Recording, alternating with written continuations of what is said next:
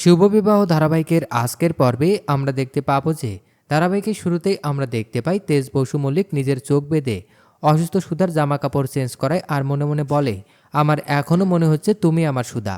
আজকের মুহূর্তটা সেই 5 বছর আগের দিনগুলোর কথা মনে করিয়ে দিচ্ছে। তোমার স্পর্শ, তোমার শরীরের গন্ধ এখনও বলে দিচ্ছে তুমি রুক্মিণী নও, আমার সুধা।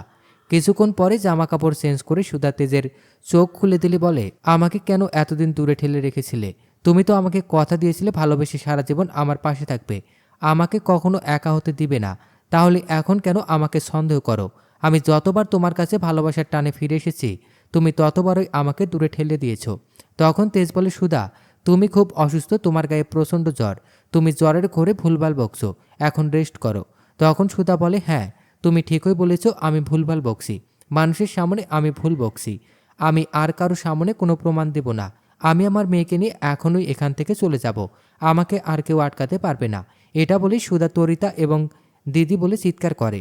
অন্যদিকে আমরা দেখতে পাই সুধার চিৎকার শুনে বাইরে থাকা তরিতা এবং জ্যোৎস্না বলাবলি করে, ওরা কি আবার ঝগড়া শুরু করেছে?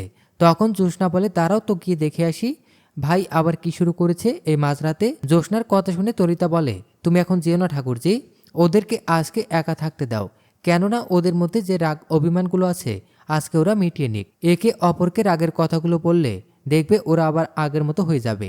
কিছুক্ষণ পরে তরি সে বলে, মা বাবা কি আবার ঝগড়া শুরু করেছে? তখন তরির কথা শুনে তরিতা বলে, তুমি যেমন তোমার মা বাবাকে ভালোবাসো, ঠিক তেমনই ওরা একে অপরকে ভালোবাসে। আজকের পর থেকে দেখবে সব কিছু মিল হয়ে গেছে। তুমি আমার সাথে চলো, আমি তোমাকে গল্প শুনিয়ে ঘুম পাড়াই দেব। পরের সিনে আমরা পুলিশ স্টেশনে দেখতে পাই সুধাকে বিষ দিয়ে মারতে চেয়েছিল, সেটা নিয়ে তদন্ত করছে অ্যাডভোকেট ঝিনুক এবং পুলিশ অফিসার আশুতোষ বাবু। সেখানে ঝিনুক আশুতোষ বাবুকে বলে, যদি শরবত খেয়ে দিদি অসুস্থ হয় তাহলে ওই শরবত ইশিকাদি দিয়েছিল, ইশিকাদিকে জেরা করলে সব কিছু সামনে চলে আসবে। কিছুক্ষণ পরে আমরা দেখতে পাই ইশিকাকে জেরা করার জন্য পুলিশ স্টেশনে আনা হয়। সেখানে ইশিকা বলে, আমাকে এখানে ডাকা আপনাদের ঠিক হয়নি। তখন আশুতোষ বাবু বলে, সুধাকে বিষ দিয়ে মারতে চাওয়াটাও তোমার ঠিক হয়নি। মারতে যাওয়ার কথা শুনেই ইশিকা খুব ঘাবড়ে যায় এবং বলে, আপনি সব কি বলছেন? আমি কেন সুধাকে মারতে যাব? এদিকে ঝিনুক বলে, দিদি যে শরবত খেয়ে অসুস্থ হয়েছিল সেই শরবত আমি ল্যাবে টেস্ট করতে পাঠিয়েছিলাম, তার মধ্যেই বিষ ছিল। আর ওই শরবত তুমি দিদিকে দিয়েছিলে, তার মানে তুমি দিদিকে মারতে চেয়েছিলে। তখন ইশিকা বলে, আমি কিছু জানি না, আমি মারতে চাইনি, আমি সুধাকে ভয় দেখাতে চেয়েছিলাম, এমনকি তেজ এটাই চেয়েছিল। তেজের কথা শুনে ঝিনুক খুব অবাক হয় এবং জিজ্ঞেস করে, তুমি কার কথা বললে? জামাইবাবু দিদিকে বিষ দিয়ে মারতে চেয়েছিল। তখন ইশিকা বলে, আমি তেজের কথাই এটা করেছিলাম। একটু মোড় ঘুরিয়ে আমরা বসু মল্লিক বাড়িতে দেখতে পাই।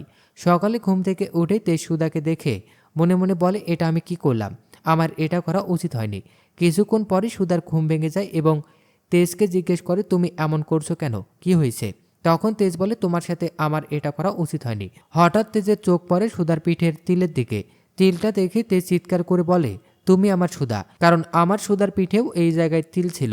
তারপর তেজ সুধাকে জড়িয়ে ধরে বলে, তুমি আমার সুধা, আমি তোমাকে এতদিন অনেক খারাপ কথা বলেছি, কিন্তু আমি সত্যি কোনো প্রমাণ পাইনি, আমি সেদিন এই তিলটাই দেখতে চেয়েছিলাম। তেজের কথা শুনে সুধা ছিটকে ওঠে এবং বলে, তার মানে আপনি শুধু সুধার শরীরটাই দেখেছেন কিন্তু মনটা দেখেননি, তাই এতদিন কাছে থাকার পরও আমাকে চিনতে পারেননি। তখন তেজ বলে, আমি জানি তোমার রাগ অভিমান অনেক, কিন্তু আমি কখনো তোমার তরির বিষয়ে জানতে চাইব না।